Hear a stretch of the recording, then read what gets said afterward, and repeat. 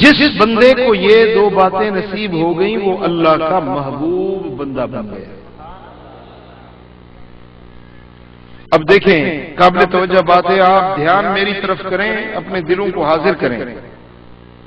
ایک گناہگار بندہ ہے، فاسق ہے، فاجر ہے، ساری زندگی اس کی گناہوں میں برباد ہو چکی ہے، بدعمال ہے، بد کردار ہے، اللہ سے دور پڑا ہوا ہے، خدا کے در سے دور ہے، اس کے نبی کے در سے دور ہے، بے حیائی میں، فسق اور فجور میں اس کی زندگی برباد ہو گئی۔ اب کیا کرتا ہے؟ وہ اللہ کے در پہ آ کے کہتا ہے مولا مجھے معاف کر دے، اے میرے رب مجھے معاف کر دے۔ یہ پہلا قدم ہے بندے کی طرف سے اپنے رب کی طرف، یہ پہلا قدم اٹھایا جا رہا ہے، مولا مجھے معاف کر دے، میں گندا ہوں، میں گدلا ہوں، میں نکما ہوں، میں نالائق ہوں، مجھے معاف کر دے، میرے گناہوں کو بخش دے۔ اب یہ توبہ کرتا ہے، صدق کے دل کے ساتھ، خلوص دل کے ساتھ توبہ کرتا ہے، اور اس کی توبہ قبول ہو گئی اور قرآن کا اعلان ہو گیا اب یہ بندہ اللہ کا محبوب بندہ بن گیا۔ میں عرض کرا تھا نا، 1 منٹ کی تو بات ہے کہ ضد چھوڑے نا، اب تو اڑے ہوئے ہیں نا گناہوں پر، ہم تو اڑے ہوئے ہیں، گناہ کرتے ہیں لیکن اپنے کو گناہگار سمجھتے ہی نہیں، گناہ بھی کر رہے ہیں اور کہتے ہیں یار یہ کون سا گناہ ہے، یہ کون سی بڑی بات ہو گئی ہے۔ گناہ بھی کرتے ہیں اور گناہ کو گناہ تک تصور نہیں کرتے، یہ دل کے مردہ ہونے کی نشانی ہے۔ جب دل مر جاتا ہے تو وہ گناہوں پر دلیر ہوتا ہے، اور جب گناہ ہوتے ہیں تو گناہ کو کوئی اہمیت نہیں دیتا، یہ اس کے دل کے مردہ ہونے کی نشانی ہوتی ہے۔ عزیزان گرامی، یہ اللہ سے ملنے کا راستہ ہے جو آپ کو بتا رہا ہوں، یہ مولا کو منانے کا، اللہ کی دربار میں قرب حاصل کرنے کا یہ طریقہ ہے جو آپ کو سمجھایا جا رہا ہے۔ اب یہ نہ کہیں کہ یار میں تو عابد نہیں، میں زاہد نہیں، میں نیکوکار نہیں، میں تو نہ میں نے حج کیے ہیں، نہ عمرے کیے ہیں، نہ زکاتیں خیراتیں دیے، میں تو گدلا گنہگار سا آدمی ہوں۔ بس بے شک آپ گنہگار صحیح، آج صدق کے دل کے ساتھ توبہ کر لیں، ابھی آپ کا نام اللہ کے محبوب بندوں میں لکھ لیا جائے۔ دیر اتنی ہے، دیر اتنی ہے۔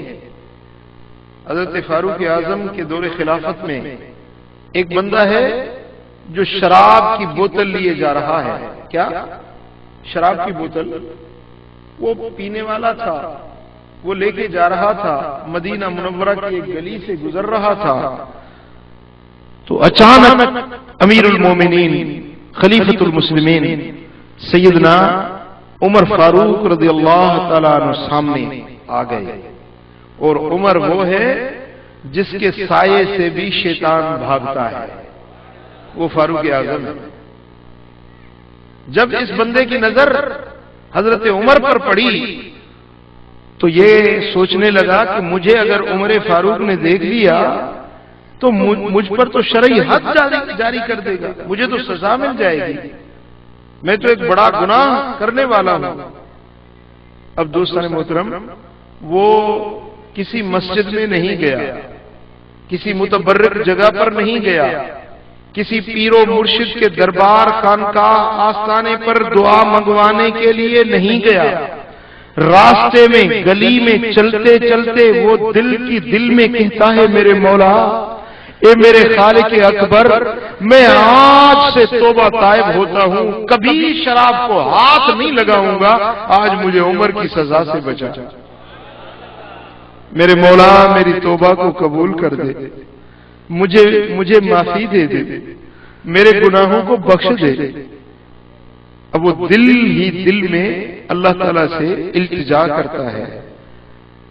اب سامنے سے تو عمر آ رہے ہیں اور یہ گلی میں آمنے سامنے ہوئے ہیں، اور دل کی دل میں کہہ رہا ہے میرے مولا مجھے بخش دے۔ بس ابھی اس کی دعا چل ہی رہی ہے تو فاروق اعظم سامنے آ گئے، یہ کیا اٹھایا ہے؟ یہ اپنے بغل میں کیا لیے جا رہا ہے؟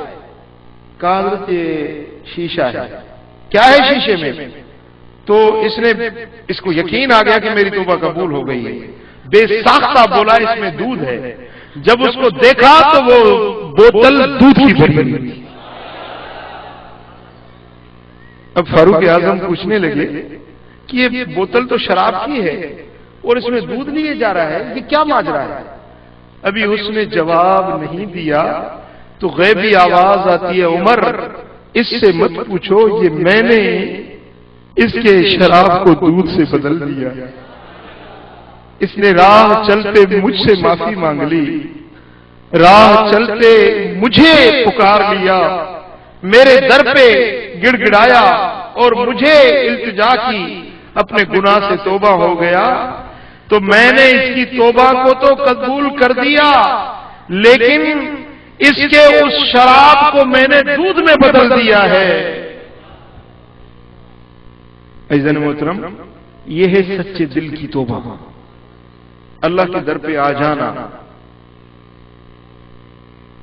کتنی ہماری زندگی گناہوں میں بیت گئی، کبھی سوچا ہے، کبھی غور و فکر کیا ہے کہ ہم کیا کر رہے ہیں؟ عزیزان محترم، اگر آپ تصور کریں اس جہنم کی آگ کا جس میں مجرم کو ڈالا جائے گا، حضور علیہ الصلوۃ والسلام فرماتے ہیں کہ سب سے کم تر عذاب، چھوٹے سے چھوٹا عذاب جہنم کا یہ ہوگا کہ کسی کو جہنم کی جوتی پہنائی جائے گی، صرف جوتی۔ اس کو عذاب کے اندر ڈالا نہیں جائے گا، جہنم میں نہیں ڈالا جائے گا۔ کم تر سے کم تر عذاب یہ ہوگا کہ اس کو جہنم کی جوتی پہنائی جائے گی، تو اس کا یہ دماغ، بھیجا، کلیجا، اس طرح یہ دماغ اس کا ابلے گا جس طرح ہنڈیا کے اندر چاول ابلتے۔ یہ اس نارے جہنم کی جوتی کا عذاب ہوگا۔ پھر جس کو اس جہنم کی آگ میں ڈالا جائے تو وہ دنیا والی آگ سے 700 گنا زیادہ گرم ہے، 700 گنا وہ تپش والی اور گرمی والی ہے۔ اور جب اس میں مجرموں کو ڈالا جائے گا، جب ان کو جہنم کی عذاب کے اندر ڈالا جائے گا تو آگ جہنم کی اس طرح ان کو پکڑ جائے گی جس طرح کسی سوکھی ہوئی لکڑی کو پٹرول اس پر گرا کر اس کو تیلی لگائی جائے تو آپ دیکھتے ہیں کس طرح اس کو آگ چمٹ جاتی ہے اور وہ جلتی ہے، آگ جلتی ہے، اس لکڑی کو ایندھن بن جاتی ہے، لکڑی اس آگ کے لیے ایندھن بن جاتی ہے، اس آگ پر، اس لکڑی پر وہ آگ جلتی ہے۔ لیکن جہنم کے اندر جو آگ جلے گی وہ انسانی جسموں پر جلے گی۔ آگ دنیا والی لکڑی کو جلا کر کوئلہ بناتی ہے، خاکستر کر دیتی ہے، وہ آگ کا جسم ختم ہو جاتا ہے، لیکن وہ جہنم کی آگ انسانی جسم کو جلاتی رہے گی، لیکن جسم کوئلہ ہو کر ختم نہیں ہوگا، وہ جلتا ہی رہے گا۔ ایک کھال جل جائے گی تو دوسری کھال مل جائے گی، وہ جل جائے گی تو تیسری کھال مل جائے گی، اس طرح وہ آگ کے اندر جلتا ہی رہے گا۔ پھر وہ فغاں فریاد کرے گا، میرے مولا مجھے بڑی پیاس لگی ہے، بڑی پیاس لگی ہے، میرے مولا مجھے کوئی ٹھنڈا پانی پلایا جائے۔ تو حکم ہوگا کہ جاؤ حمیم و غساقہ کا پیالہ اس کو دے دو۔ حمیم و غساقہ کا کیا ہوگا؟ جب جہنم والوں کو عذاب دیا جائے گا ان کے بدنوں سے، ان کے جسموں سے پیپ نکلے گا، وہ گندا اور غلیظ اور بدبودار پیپ، اس کو گرم کیا جائے گا، ابالا جائے گا۔ جب وہ پیالہ اب اس کے سامنے لایا جائے گا تو اتنی اس کی وہ جو بھاپ نکلتی ہے اس میں اس کے منہ کا گوشت سارا گر جائے گا۔ پھر جب وہ ہونٹوں پر لگائے گا تو اس کا اگلا ہونٹ ऊपर वाला होंठ सूज कर उसके सर तक से ऊपर चला जाएगा, निचला होंठ उसका सूज कर उसके पांव तक जा लटकेगा। जब वो एक होंठ अंदर दाखिल करेगा तो उसका कलीजा उसके टुकड़े टुकड़े होकर उल्टी में बाहर निकल जाएंगे और वो चीखेगा कि ये मेरे मौला, ये क्या पानी मुझे दिया गया, इसने मेरे जिगर को जला दिया, मेरी जान को जला दिया। कहा जाएगा हां ए मुजरिम, यही तेरी सजा है कि तू मेरे अहकाम को सुनता था और सुनकर छोड़ देता था, ये तेरी सजा है। अज़ीज़ान मोहतरम, फिर वो पुकारेगा कि मुझे भूख लगी है, मुझे भूख लगी है, मुझे खाने की चीज दी जाए। तो थूहर, जहन्नम का वो कांटों वाली ग़िज़ा, कांटों वाली, वो उसको दिया जाएगा। जब वो थोड़ा सा टुकड़ा लेकर अपने हलक में दाखिल करेगा तो वो हलक में फंस जाएगा, उसके हलक में वो टुकड़ा, वो कांटे फंस जाएंगे। अब उसकी जुबान बंद हो जाएगी, बोलना, चीखो पुकार करना बंद हो जाएगा। अब वो आंखों से आंसू बहाता रहेगा, रोता रहेगा। रोते रोते मदीने वाले आका फरमाते हैं, मेरे लजपाल नबी फरमाते हैं कि मुजरिम इतना रोएगा, इतना रोएगा कि उसके आंखों से आंसू खत्म हो जाएंगे, फिर खून के आंसू बहाएगा, रोता रहेगा। लेकिन इतना रोना उसके लिए कोई सूदमंद, कोई फायदे वाला नहीं होगा। अज़ीज़ान गिरामी, ये कोई मजाक तो नहीं है, ये अल्लाह का कुरान है, उसके नबी की हदीसें हैं, कोई मजाक नहीं है। आप समझते हैं कि ये ऐसी बात है यार, ये मौलवी लोग कहते रहते हैं। नहीं मेरे भाई, आंख के देखी हुई चीज में शक तो हो सकता है, लेकिन अल्लाह के कुरान और उसके हबीब के कलाम में कोई शक नहीं। फिर एक साहबी आए, अर्ज की या रसूल अल्लाह, ये कयामत कब कायम होगी? मेरे आका ने फरमाया, मन मात फकत कामत क़ियामा, जो मरा, मौत आई और क़यामत चालू हो गई, मौत आ गई और क़यामत स्टार्ट हो गई, हिसाब किताब शुरू हो जाएगा। अज़ीज़ान मोहतरम, अब हम देखें कि कितनी हमारी जिंदगी ग़िफ़लतों में बीती है, हम क्या कर रहे हैं। कभी सोचा है कि इन जुर्मों की सजा क्या है, इसका नतीजा क्या निकलेगा? मेरे भाइयों, मेरे दोस्तों, मेरे करीबों, मेरे साथियों, सुनो, आज वक्त की घड़ियां हैं। अल्लाह ताला ने जिंदगी में एक मौका मिलाया है आपको कि आप गुनाहों से तौबा ताइब हो जाएं, आप अपने रब की तरफ लौट आएं, अपने महबूब मदीने वाले आका को मनाने की राह इख्तियार करें। वो राह जिस पे अल्लाह राजी हो और जिस पे रसूलुल्लाह सल्लल्लाहु अलैहि वसल्लम राजी हो, वो है तौबा ताइब होना, फिर आमाल सालिहा करना।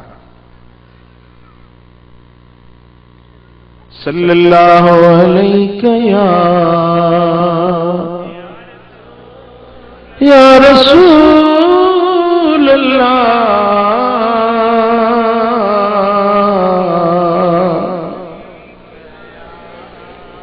सल्लल्लाहु अलैहि या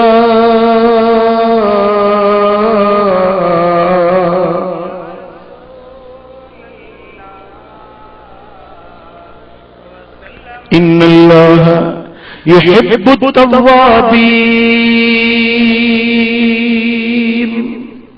बेशक अल्लाह उन लोगों से मोहब्बत करता है जो उसके दर पे तौबा ताइब होते हैं।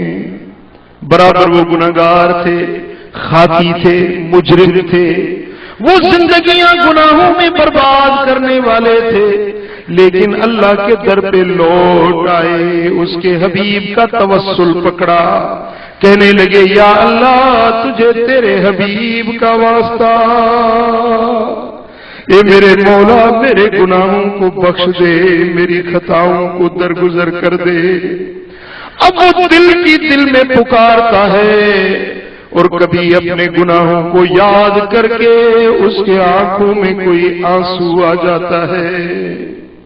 اور دوستو یہ آنسو بڑی نعمت ہوتے ہیں. یہ آنسو اللہ کے خوف میں، اللہ کے دربار پہ توبہ ہونے میں جو آنسو نکلتے ہیں نا، یہ بڑی نعمت ہوتے ہیں. میرے آقا فرماتے ہیں پوری زندگی ایک آدمی نے گناہوں میں پوری زندگی گنوا دی، لیکن اپنے خطاؤں کو یاد کر کے اتنا رویا کہ اس کے آنکھوں سے اتنا آنسو نکلا جتنا مکھی کا سر ہوتا ہے. مکھی کے سر جتنا آنسو اس کے آنکھوں سے نکلتا ہے تو اللہ تعالیٰ اس کی ساری زندگی کے گناہوں کو معاف کر دیتا ہے. صلی اللہ علیہ یا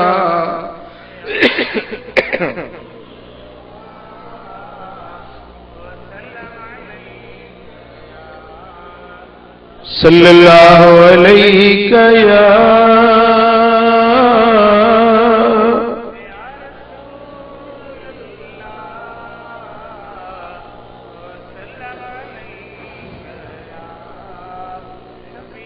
عینان لا تمسہم النار. میرے آقا فرماتے ہیں کہ دو آنکھیں ایسی ہیں جن کو جہنم کی آگ نہیں چھو سکتی. ایک وہ آنکھ عین بکت من خشیت اللہ وعین باتت تہرس فی سبیل اللہ. ایک وہ آنکھ ہے جو اللہ کے خوف میں روتی ہے، جس سے آنسو نکلتے ہیں. اس آنکھ پر دوزخ کی عذاب کو اللہ تعالیٰ معاف فرما دیتا ہے. اور دوسری وہ آنکھ جو اللہ کی راہ میں جاگنے والی آنکھ ہے. یہ رونے والی اور جاگنے والی دونوں آنکھیں اللہ کے عذاب سے مأمون اور حفاظت والی بن جاتی ہیں. عزیزان محترم، حضرت سیدہ عائشہ صدیقہ رضی اللہ تعالی عنہا ام المومنین عرض کرتی ہیں یا رسول اللہ، قیامت کا جو حساب اور کتاب کا دن ہے، جس دن ہر ایک سے حساب لیا جائے گا، میرے آقا مجھے بتائیے کوئی ایسے لوگ بھی ہوں گے جو بغیر حساب کے جنت میں چلے جائیں؟ کچھ ایسے بھی ہوں گے جن پر حساب نہ ہو، جن پر پوچھ گچھ نہ ہو، جن سے مواخذہ نہ ہو. میرے آقا نے فرمایا کہ ہاں اے عائشہ سن لے، وہ اللہ کے بندے جو گناہوں کو یاد کر کے روتے ہیں، اللہ کے سامنے معافی مانگتے ہیں، وہ توبہ کرنے والے بندے، وہ رونے والے بندے، وہ بغیر کسی حساب کے جنت میں داخل کر دیے جائیں گے. اے عائشہ، ان لوگوں کا دوزخ میں جانا اتنا مشکل ہے، اتنا مشکل ہے جس طرح دوہا ہوا دودھ تھنوں میں واپس جانا مشکل ہوتا ہے. اگر دودھ دو لیا جائے تو پھر وہ تھنوں میں واپس جا نہیں سکتا. تو وہ اللہ کے خوف میں رونے والے جہنم میں نہیں جائیں گے جس طرح یہ دودھ واپس تھنوں میں جانا مشکل ہوتا ہے. عزیزان گرامی، تو اب ہم کیا کر رہے ہیں اور ہمیں کیا کرنا چاہیے؟ یہ محفل، یہ مجلس، یہ ذکر والوں کی محفل اس لیے بلائی جاتی ہے کہ ہم نے جو خطائیں کی ہیں اپنے رب کی دربار پہ معافی مانگ کر اس کے سچے بندے بن جائیں. اس لیے تمہیں بلایا جاتا ہے کہ آؤ مل کر اپنے مولا کریم سے معافی مانگے، اس کے حبیب کو راضی کرنے کی راہ کو اختیار کر لے۔ پھر ہم کتنے بھی گناہگار صحیح، بدکار صحیح، لیکن جب توبہ طائب ہو جائیں گے تو ہمارا نام اللہ کے دوستوں میں لکھ دیا جائے گا۔ صلی اللہ علیہ یا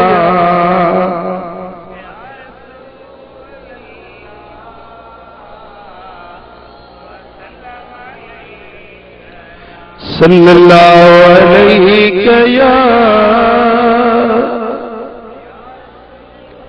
لگا تکیا گناہوں کا، پڑا دن رات سوتا ہوں، لگا تکیا گناہوں کا، پڑا دن رات سوتا ہوں، مجھے اس خواب غفلت سے جگا دو یا رسول اللہ،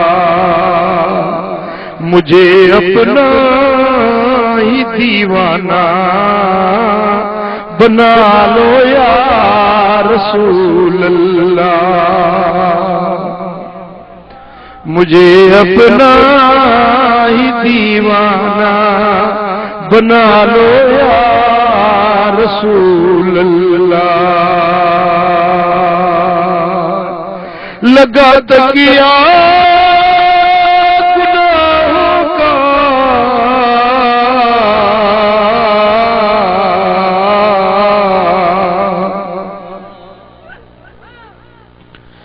لگا تکیا گناہوں کا،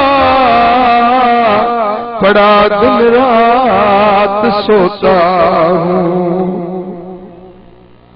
مجھے اس خواب غفلت سے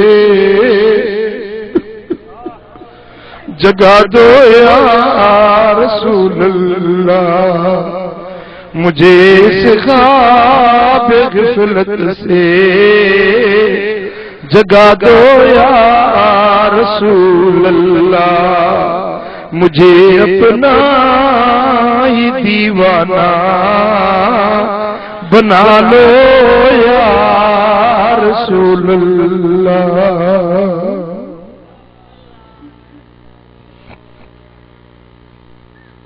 عزیزان محترم، وہ بندے جو اپنے گناہوں کو یاد کر کے آنکھوں سے آنسو بہاتے ہیں، رب ذوالجلال فرماتے ہیں میرے فرشتوں دیکھو میرے بندے نے سمجھ لیا ہے کہ میرا رب بخشنے والا ہے، اس لیے تو مجھے پکار رہا ہے، اس لیے تو مجھے پکار کے معافی مانگ رہا ہے، میرے بندے کو پتا چل گیا ہے کہ میرا کریم رب معاف کرنے والا ہے، جب ہی تو مجھے پکار رہا ہے، مجھ سے معافی مانگ رہا ہے، میرے فرشتوں تم گواہ ہو جاؤ میں نے اس کو معاف کر دیا۔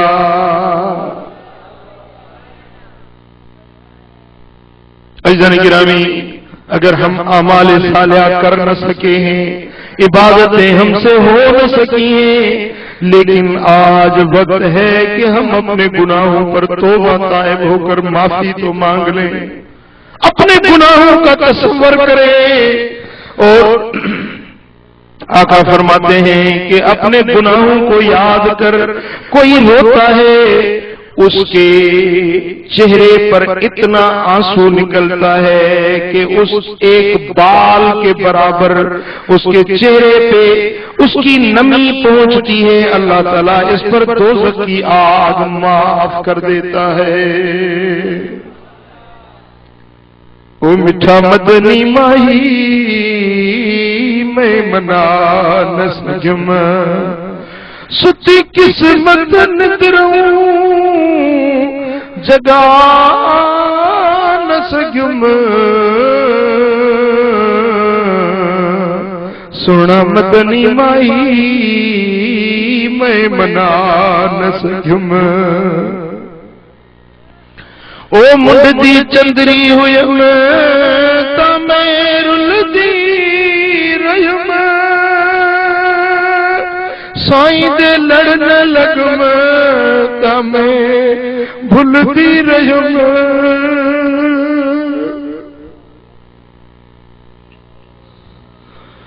منڈتی چندری ہویم تا میں رلتی رہم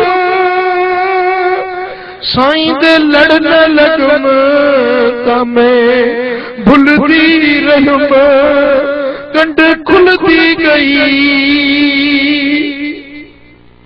عمل کرتے رہم کنڈ کھلتی گئی عمل کرتے رہم پلا خالی تھیا کچھ بچا نہ سکم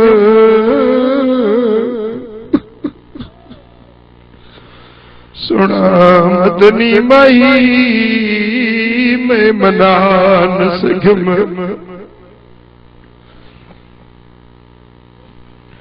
اکھڑا نفس شیطان پھٹ کے چا جڑیا نیکیاں عمل ڈاکو لٹ جو گیا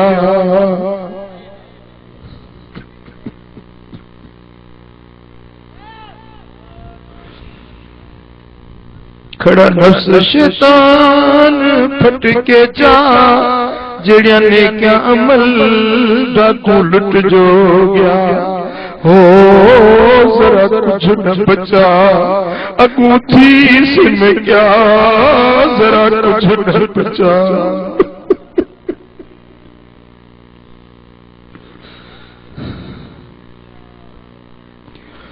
اگوں تھی اس میں کیا ذرا کچھ نہ بچا اگوں تھی اس میں کیا وہ ڈاکو لٹ دے گئے اللہ نہ سگم ستی قسمت نندروں ہو جگا نہ سگم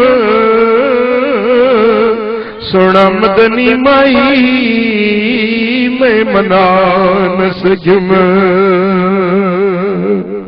صلی اللہ علیہ یا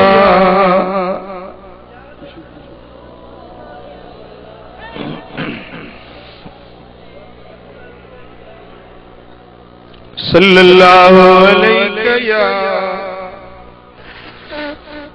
رسول اللہ وسلم صلی اللہ علیہ یا رسول اللہ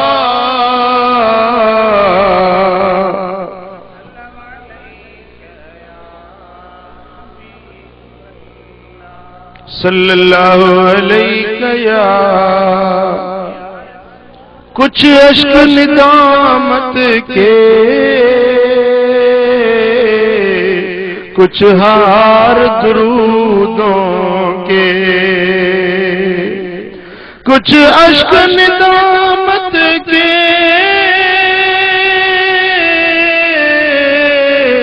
کچھ ہار درودوں کے یہ لے کے چلیں گے ہم سوغات مدینے میں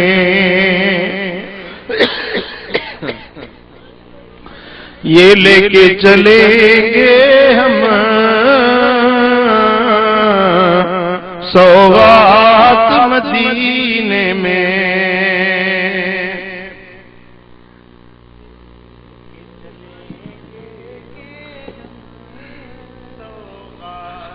لجپال محمد کی ہے ذات مدینے میں آؤ بھی گناہگارو پہنچو بھی مدینے میں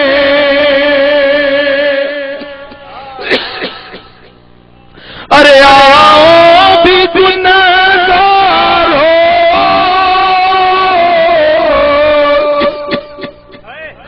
پہنچو بھی مدینے میں بٹتی شفاعت کی خیرات مدینے میں بٹتی ہے شفاعت کی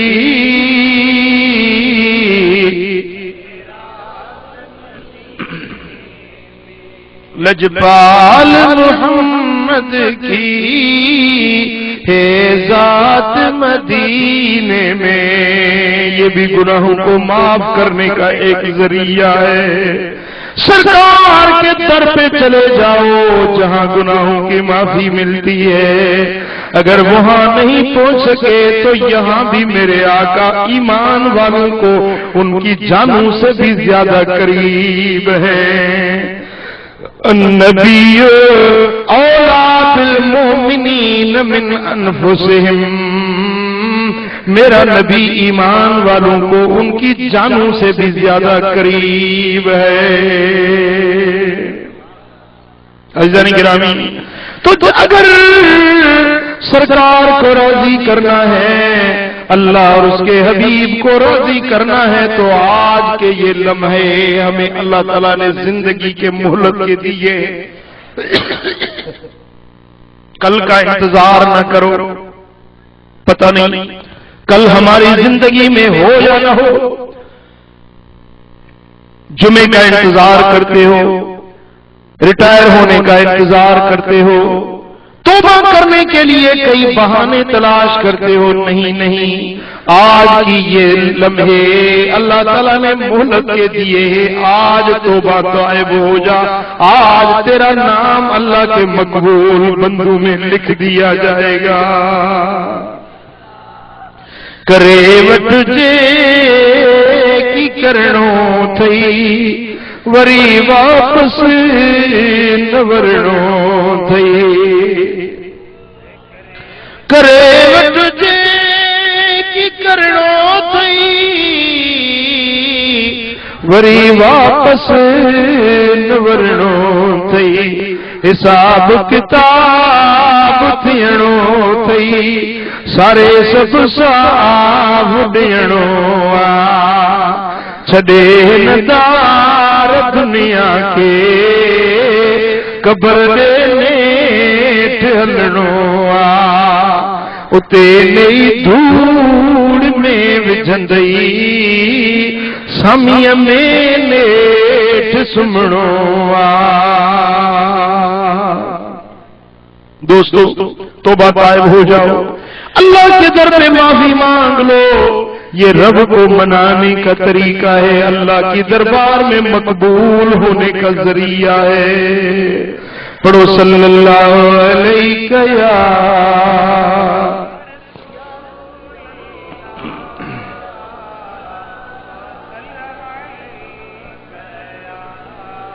صلی اللہ علیہ یا رسول اللہ.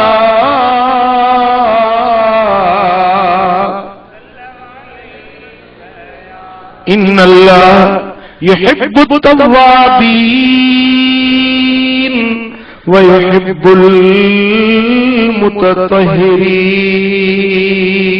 المتطہرین. اللہ تبارک و تعالیٰ توبہ کرنے والوں سے محبت رکھتے ہیں، اور دوسرے وہ لوگ وَيُحِبُّ اور محبت رکھتا ہے اللہ ان لوگوں سے جو پاکیزہ رہتے ہیں، جو پاک رہتے ہیں، جو پاکیزگی صفائی ستھرائی اختیار کرتے ہیں، ان سے اللہ تعالیٰ محبت رکھتا ہے. اب توبہ سے مراد باطن کی پاکیزگی ہے، اور متطہرین طہارت سے مراد ظاہر کی پاکائی ہے. اپنے ظاہر کو بھی پاک رکھو، جسم کو پاک رکھو، کپڑے پاک رکھو، جگہ کو صاف ستھرا رکھو، اپنے گھر کو صاف ستھرا رکھو، اپنی مسجد کو صاف ستھرا رکھو، اپنے راستے کو صاف ستھرا رکھو. یہ بھی عبادت ہے. عزیزان گرامی، اپنے گھر کو صاف رکھنا یہ بھی عبادت ہے، اپنے راستے کو صاف رکھنا یہ بھی عبادت ہے، بلکہ یہ تو ایمان کا ایک جز ہے. راستے کو صاف رکھنا یہ بھی ایمان کا ایک حصہ ہے. یہ نہیں کہ یہ صرف عبادت اور اجر ہے، نہیں، یہ ایمان کا حصہ ہے. وَإِمَاتَةُ الْأَذَىٰ عَنِ الطَّرِيقِ، راستے پر کوئی ایذا دینے والی چیز پڑی ہے اس کو ہٹا دو، راستے کو صاف کر دو، یہ ایمان کا حصہ ہے. میرے آقا فرما رہے ہیں. حضور علیہ السلام فرماتے ہیں، امام ترمذی بیان کرتے ہیں اور مسند البزار میں بھی یہ روایت ہے، ان اللہ طیب یحب الطیب، اللہ تعالیٰ خود بھی پاک ہے اور ان سے محبت رکھتا ہے جو پاک رہتے ہیں. نظیف یحب النظافہ، اللہ تعالیٰ صاف ستھرا ہے اور جو صاف ستھرے رہتے ہیں اللہ ان سے محبت رکھتا ہے. کریم یحب الکرم، اللہ خود بھی کریم ہے اور کرم سے محبت رکھتا ہے. کس سے محبت رکھتا ہے؟ کرم سے محبت رکھتا ہے. کوئی تو کرم سے نفرت کرتے ہیں لیکن اللہ تو کرم سے محبت رکھتا ہے. میرے آقا فرماتے ہیں ان اللہ کریم یحب الکرم، اللہ خود کریم ہے، کرم کرنے والا، احسان کرنے والا، اور اس سے محبت رکھتا ہے جو کرم کرنے والا ہے ان سے اللہ تعالی محبت رکھتا ہے. جواد یحب الجود، اللہ تبارک و تعالی سخی ہے اور سخاوت کرنے والوں سے محبت رکھتا ہے. فَنَزِّفُوا أَفْنِيَتَكُمْ، تو پھر کیا کرا کرو، اپنے گھروں کے آنگنوں کو صاف رکھا کرو. وَلَا تَشَبَّهُوا بِالْيَهُودِ تَجْمَعُ الْأَكْبَاءَ فِي دُوَرِهِمْ، تم یہودیوں سے مشابہت مت کرنا. یہودی کیا کرتے تھے کہ گھر کو جھاڑو دیا اور کچرا اٹھا کر گلی میں ڈال دیا، گھر کو جھاڑو دیا، کچرا اٹھا کر صحن کے کنارے پہ رکھ دیا، گھر کو جھاڑو دیا، کچرا اٹھا کر گھر کے کونے میں رکھ دیا. یہ تو یہودیوں کا طریقہ ہے.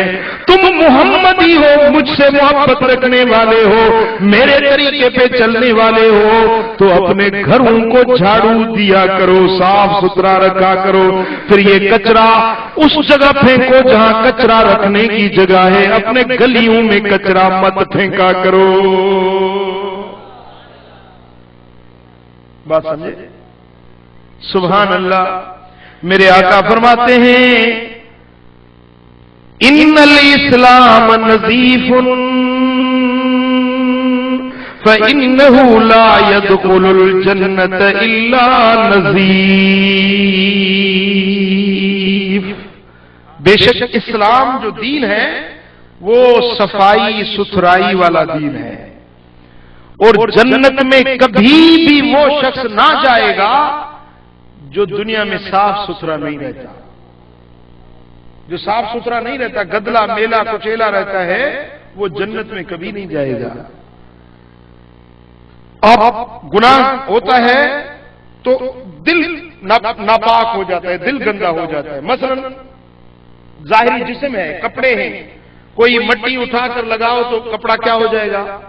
میلا ہو جائے گا، گدلا ہو جائے گا، گندا ہو جائے گا. مٹی لگ جائے، تیل لگ جائے، گریس لگ جائے، کچرا لگ جائے تو کپڑا کیا ہوگا؟ میلا ہوگا، گندا ہوگا. اس طرح گناہ بھی گندگی ہے. جب کوئی بندہ گناہ کرتا ہے تو دل پہ گندگی لگ جاتی ہے، دل میلی ہو جاتی ہے.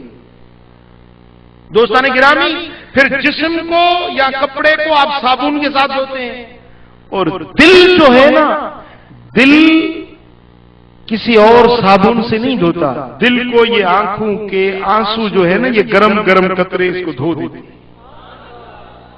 دل کے گناہوں کو آنسو دھو دیتے ہیں. جسم کو، بدن کو، کپڑے کو گرم پانی ڈالو، اس میں کپڑے ڈالو، اس کو پوچھو تو وہ دھل جاتے ہیں، صاف ہو جاتے ہیں، لیکن گنہگار بندہ جب توبہ طائب ہوتا ہے، آنسو بہاتا ہے، تو اس کا دل صاف ہو جاتا ہے۔ اور آقا فرما رہے ہیں جب تک تم صفائی اختیار نہیں کرو گے تب تک تم جنت میں داخل نہیں ہوگے۔ بات سمجھے آپ؟ پڑھو صلی اللہ علیہ یا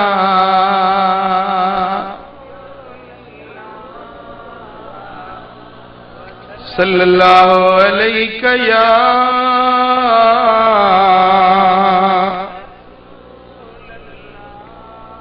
عزیزان گرامی، پھر ظاہری جسم کو صاف کرنے کا ذریعہ غسل ہے، غسل کرنا اور وضو کرنا۔ وضو ہر نماز کے لیے کرنا لازم ہوتا ہے، اور غسل اگر روزانہ کریں تو بہتر ہے، لیکن روزانہ نہیں کرتے تو پھر جمعے پر غسل الجمعۃ واجب علی کل محتلم، جو بھی بالغ جوان ہے ہر جمعے کا غسل کرنا اس پر واجب ہے۔ جمعے کا غسل کرنا اس پر بولو واجب ہے۔ اور حضور علیہ الصلوۃ والسلام کی دوسری حدیث ہے غسل یوم الجمعہ واجب علی کل محتلم، ہر جوان بالغ آدمی پر جمعے کا غسل بولو واجب ہے۔ اور پھر اپنے جسم کو صاف کرنا، اس نظافت اور صفائی کے مظاہر حضور علیہ الصلوۃ والسلام فرماتے ہیں کہ 10 چیزیں ہیں بدن کی صفائی کی۔ کتنی چیزیں ہیں؟ 10 چیزیں ہیں۔ یہ صحیح مسلم اور سنن ابو داؤد میں حدیث ہے، میرے آقا فرماتے ہیں 10 چیزیں یہ فطرت کی چیزیں ہیں، فطرت سلیمہ، اسلام دین فطرت ہے، اور فطرت میں 10 چیزیں شامل ہیں۔ ایک ہے مونچھیں کٹوانا۔ کیا بولو؟ مونچھیں کٹوانا۔ اس ناک کے نیچے 4 انگل یوں رکھ کے یہاں سے یہاں تک یہ مونچھیں کٹوانا، اتنی کہ یہ ہونٹ کو ڈھکے نہ۔ ہونٹ ڈھک جاتا ہے نا، نیچے ہوتی ہیں تو ہونٹ ڈھک جاتا ہے، یہ اتنی بڑی مونچھیں رکھنا کہ ہونٹ ڈھک جائے، روز محشر اس کو میرے آقا کا حوض کوثر نصیب نہیں ہوگا، کوثر کا پیالہ نصیب نہیں ہوگا۔ تو مونچھیں کاٹنا یہ بدن کی صفائی کے مظاہر ہے۔ پہلا یہ ہے میرے آقا فرماتے قص الشارب، مونچھیں کٹوانا، وإعفاء اللحیہ، اپنی داڑھی کو چھوڑ دینا، یہ بھی فطرت کی چیز ہے، داڑھی کو چھوڑ دینا۔ کیسے کہ اس کو چھوڑ دو جب یہ 4 انگل سے نیچے بڑھ جائے تو پھر اس کو آپ کینچی سے کاٹ سکتے ہیں۔ 4 انگل ڈوڑی کے نیچے سے 4 انگل تک یہ رکھنا میرے آقا کی سنت ہے اور فطرت سلیمہ میں سے ایک چیز ہے۔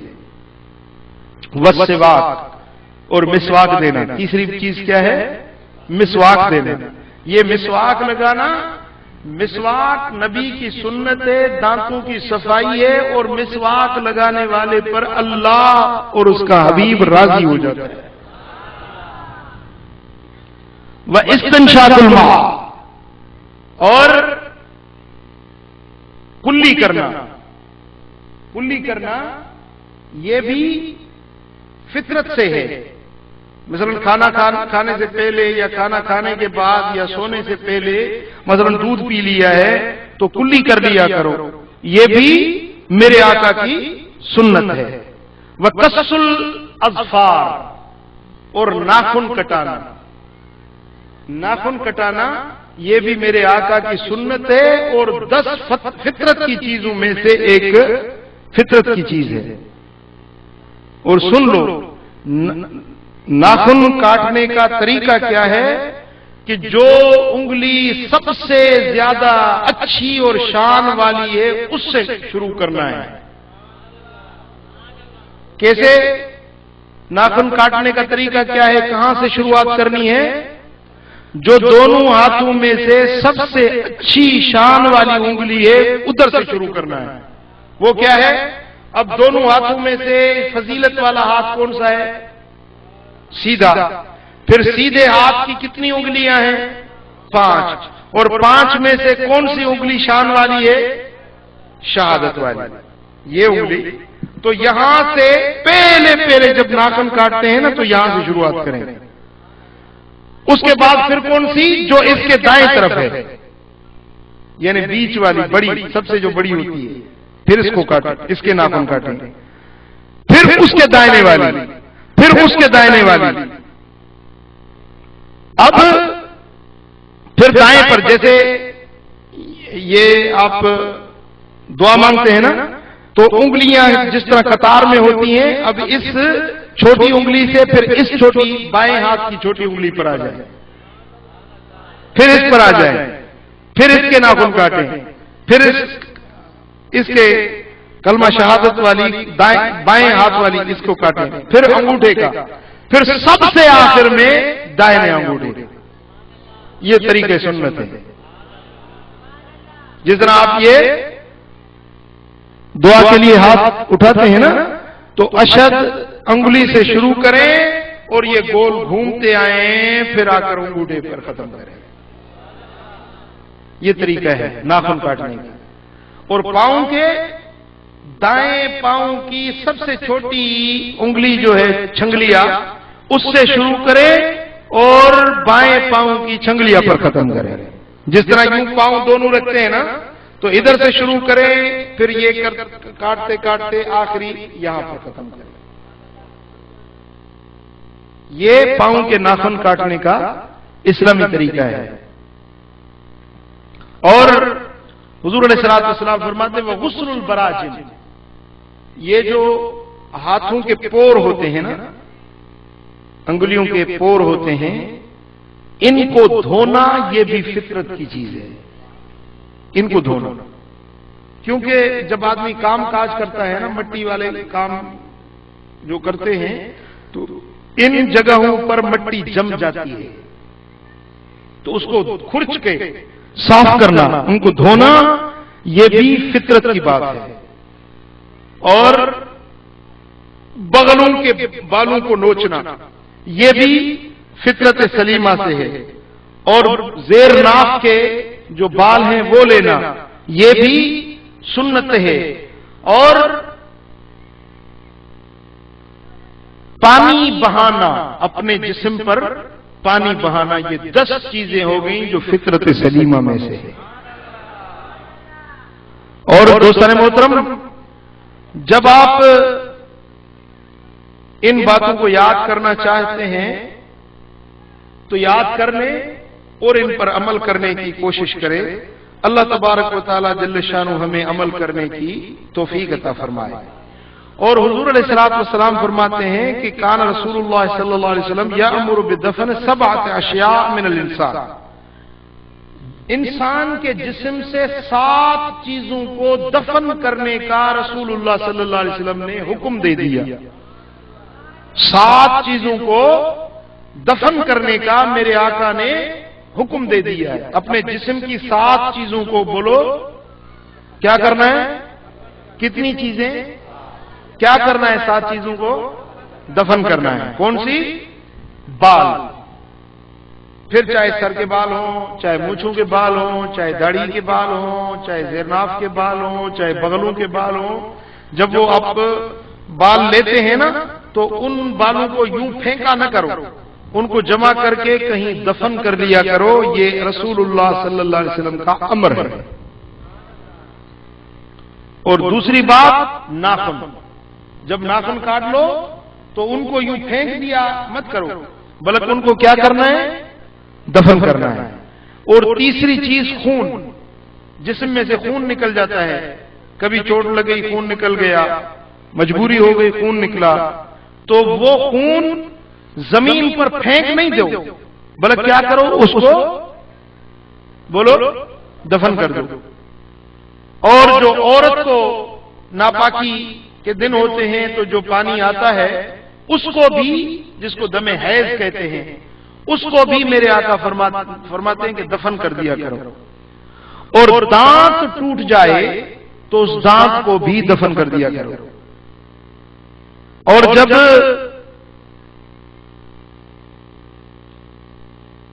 اپنا خطبہ کراتے ہو تو وہ چمڑی کا ٹکڑا جو کاٹا جاتا ہے ختنے میں، اس کو بھی میرے آقا فرماتے ہیں کہ دفن کر دیا کرو۔ اور بچہ جب پیدا ہوتا ہے، ساتویں چیز ہے، بچہ جب پیدا ہوتا ہے تو اس کے ساتھ جو کچھ نکلتا ہے بچے کے ساتھ، اس کو بھی دفن کر دیا کرو۔ یہ 7 چیزیں ہیں جن کو میرے آقا نے دفن کرنے کا حکم دے دیا ہے۔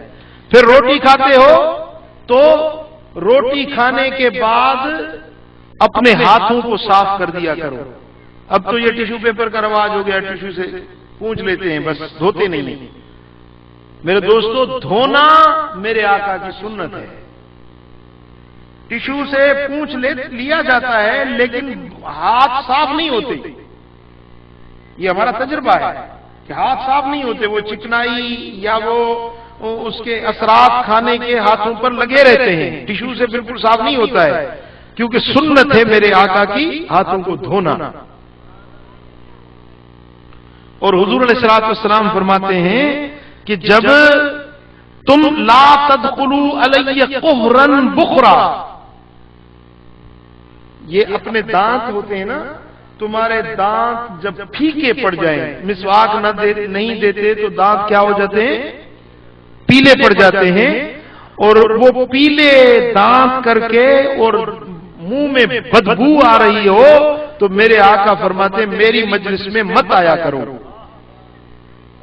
کہ تمہارے دانتوں پر پیلا پن لگا ہوا ہے اور تمہارے منہ میں سے بدبو آ رہی ہے، نہ تو تم وضو کرتے ہو، نہ کلی کرتے ہو، نہ اپنے دانتوں کو مسواک کرتے ہو، اس طرح میری محفل میں چلے آتے ہو، میں تمہیں منع کرتا ہوں کہ میرے محفل میں اس طرح مت آیا کرو۔ اب دیکھو حضور خود نظیف ہیں، اور نظافت، صفائی، ستھرائی، پاکائی کو کس طرح حضور پسند فرما رہے ہیں۔ عزیزان محترم، تو حضور علیہ الصلوۃ والسلام فرماتے ہیں پھر اپنے کپڑوں کو صاف رکھا کرو۔ بولو کس کو؟ ان من کرامت المومن اللہ نقاء ثوبہ ورضاہ بالیسیر۔ میرے آقا فرماتے ہیں کہ مومن بندے کی عزت کی بات یہ ہے، مومن بندے کی عزت اس بات میں ہے کہ اس کے کپڑے صاف ستھرے ہوں۔ بولو کیا ہوں؟ کپڑے صاف ستھرے ہوں، اور جو کچھ تھوڑا مل جائے اس پہ راضی ہو جائے۔ یہ مومن کی شان ہے۔ مومن کی شان کیا ہے؟ کہ جو کچھ تھوڑا مل جائے اس پر اللہ سے راضی ہو جائے۔ اب ہم میں سے بہت سارے ایسے ہیں جو تھوڑے پہ راضی نہیں ہوتے، جی تھوڑے پہ راضی نہیں ہوتے، لیکن مومن بندہ وہ ہوتا ہے جو تھوڑا مل جائے اس پر راضی ہو جاتا ہے۔ اور دوسری علامت یہ ہے کہ مومن بندے کے کپڑے صاف ستھرے ہوا کرتے ہیں۔ اب میلے کچیلے کپڑے، گندے، پسینے کی بو آ رہی ہے، اللہ کو یہ بندہ پسند نہیں۔ اور اس لیے حکم ہے کہ اپنی شلوار کو لٹکتا ہوا مت چھوڑو کہ وہ زمین پہ گھسٹتی ہوئی جائے، اس طرح مت کیا کرو۔ ٹخنوں سے اوپر اپنی شلوار کو ٹخنوں سے اوپر رکھا کرو، یہ پاکیزگی ہے۔ جسم کی پاکیزگی میرے آقا نے بتائی، اور کپڑوں کی پاکیزگی میرے آقا نے بتائی، راستوں کی پاکیزگی میرے آقا نے فرمائی۔ پھر آپ فرماتے ہیں اپنی مسجدوں کو صاف ستھرا رکھو، اپنے راستوں کو صاف ستھرا رکھو۔ ان اللہ یحب التوابین ویحب المتطہرین۔ جو پاکیزہ ہوتے ہیں، جو توبہ طائب ہوتے ہیں اور جو پاکیزہ رہتے ہیں، یہ لوگ اللہ کے محبوب بندے بن جاتے ہیں۔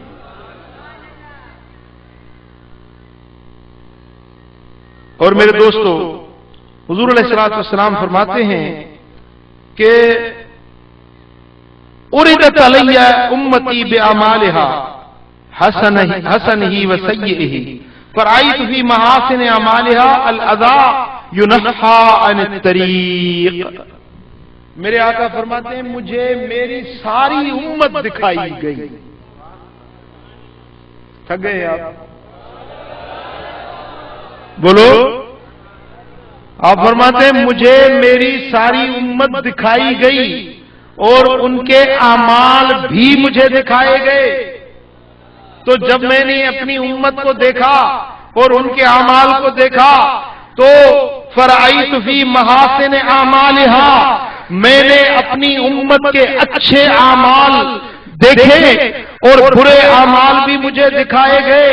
تو آپ فرماتے ہیں اچھے سے اچھا عمل، اچھے سے اچھا عمل، اچھے سے اچھا عمل.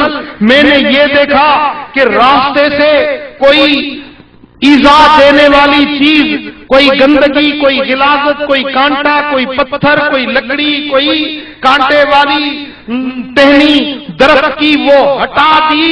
اس سے بہتر میں نے اچھا عمل اور نہیں دیکھا.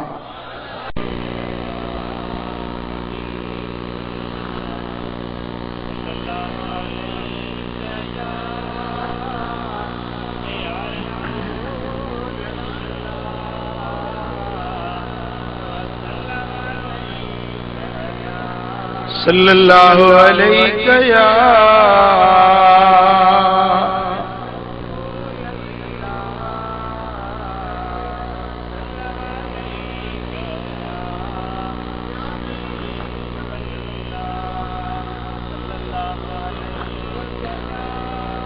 بھئی. اب آپ یہ اپنی عادت بنا لیں، آپ اپنی یہ عادت بنا لیں کہ ایک تو روزانہ توبہ طائب ہوتے رہے.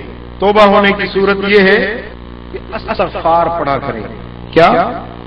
روزانہ 200 مرتبہ استغفار پڑھیں. استغفر اللہ تعالی ربی من کل ذنب واتوب الیہ. یہ توبہ ہونا ہے، یہ استغفار پڑھنا ہے، یہ گناہوں کی معافی مانگنا ہے. یہ استغفار پڑھنا تمہارے قلب اور باطن کو پاک بنا دے گا. روزانہ 200 مرتبہ بولو استغفار پڑھنا ہے. اور یہ عادت بنا لو کہ اپنے جسم کو صاف رکھو، اپنے بدن کو صاف رکھو، اپنے کپڑوں کو صاف رکھو، اپنے دفتر میں جہاں نوکری کرتے ہو اس دفتر کو صاف رکھو، اپنے گھروں کو صاف رکھو، اپنے بچوں کو صاف رکھو، اپنی ٹیبل ہے، میز ہے، الماری ہے، گھر ہے، اس کو صاف رکھو، اپنا پٹکا صاف رکھو، اپنے کیسے، اپنے جیب کو صاف رکھو. اب دیکھیں نا، میں دیکھتا ہوں بعض لوگ جیبوں میں اتنے سارے کاغذ لیے پھرتے ہیں، جیب بھرے ہوتے ہیں. پھر کوئی کاغذ نکالنا ہوتا ہے تو وہ سارے نکالتے ہیں. اب دیکھنے والا دیکھتا رہتا ہے یہ کیا کر رہا ہے. بہت سارے لوگوں کو میں نے یہ عادت دیکھی ہے، جیبیں بھری ہوئی رکھتے ہیں. بھائی ایسے کاغذ بے سود اٹھانا کیا فائدہ ہے؟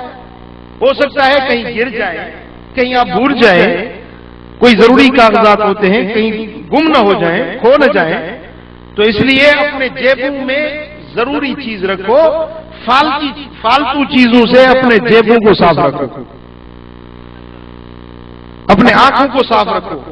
وضو کرو تو اس طرح یہ یہاں پر یہ جمع ہو جاتا ہے نا گندگی، اس کو صاف کر لیا کرو. اس طرح اپنے دانتوں کو صاف رکھو، اپنے ہاتھ کے جوڑوں کو، پوروں کو صاف رکھو. اپنی یہ جو گلا ہے نا، یہاں پر جب آدمی غسل نہیں کرتا تو یہاں پسینے کی وجہ سے سفیدی چمٹ جاتی ہے. دیکھا ہے آپ نے کبھی؟ کپڑوں پر بھی سندھی میں چاہتا ہے کلر لگی ہوئی اچھو. یہ جو صفائی نہیں کرتے ہیں نا تو اللہ کو یہ بات پسند نہیں ہے. اب یہ دین میں شامل ہیں یہ چیزیں. آپ کہیں گے یار یہ کون سی تقریر کر رہے ہیں ظاہر تو یہ میں قرآن اور حدیث سنا رہا ہوں آپ کو. یہ ہمارے دین کا حصہ ہے، یہ ہمارے دین کا حصہ ہے.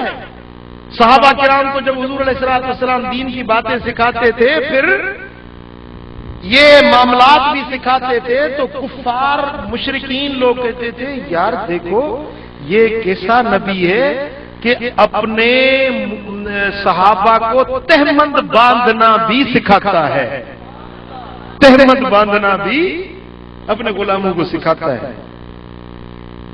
تو دین کی باتیں سیکھو اور ان پر عمل کرو. آج کا یہ سبق ہے نظافت، صفائی اور ستھرائی رکھنی ہے. اندر کی بھی صفائی اور باہر کی بھی صفائی. بس یہ ایسا عمل ہے اگر آپ نے عمل کر لیا تو آپ اللہ کے محبوب بندے بن جائیں گے. اللہ تبارک و تعالی ہم سب کو عمل کرنے کی توفیق عطا فرمائے. انشاءاللہ بھی نماز پڑھیں گے اور پھر لنگر ہوگا. اس کے بعد آج رات انشاءاللہ درے جی میں جلسہ ہے. کل رات کو انشاءاللہ میمن گوٹ کے ساتھ جو خاص کیلی گوٹ ہے وہاں پر محفل ہے. اس میں انشاءاللہ یہ فقیر ناچیز بھی شریک ہوگا. اس سے جو اگلی رات ہوگی وہ انشاءاللہ نوری آباد میں جلسہ ہوگا. اس سے اگلی رات جو ہوگی یعنی 20 ذی الحج کی وہ 7 شریف میں حضرت قلندر لال شہباز کے دربار کے سامنے انشاءاللہ. اللہ تبارک و تعالی ہم سب کو عمل کرنے کی توفیق عطا کرے. اللهم صل وسلم وبارك على نبينا محمد وعلى آله وصحبه أجمعين. اللهم يا رب بالمصطفى بلغ مقاصدنا واغفر لنا ما مضى يا واسع الكرم. اللهم حبب إلينا الإيمان وزينه في قلوبنا وكره إلينا الكفر والفسوق والعصيان وجعلنا من الراشدين. اللهم اجعلنا من الراشدين. اللهم اجعلنا من عبادك الصالحين المخلصين المتقين. اللهم اجعلنا من الذين لا خوف عليهم ولا هم يحزنون. یا اللہ اس ساری جماعت پہ راضی ہو جا. ہمارے گناہوں کو معاف کر, ہماری خطائیں درگزر فرما. اپنے حبیب کی محبت عطا کر, اپنے حبیب کا عشق عطا کر. سنت و شریعت پر عمل کرنے کی توفیق عطا کر. یا اللہ ہم سب کو مدینہ منورہ کی حاضری نصیب کر. ان اللہ و ملائکتہ یصلون علی النبی یا ایھا الذین آمنوا صلوا علیہ وسلموا تسلیما. اللهم صل وسلم وبارك على نبينا محمد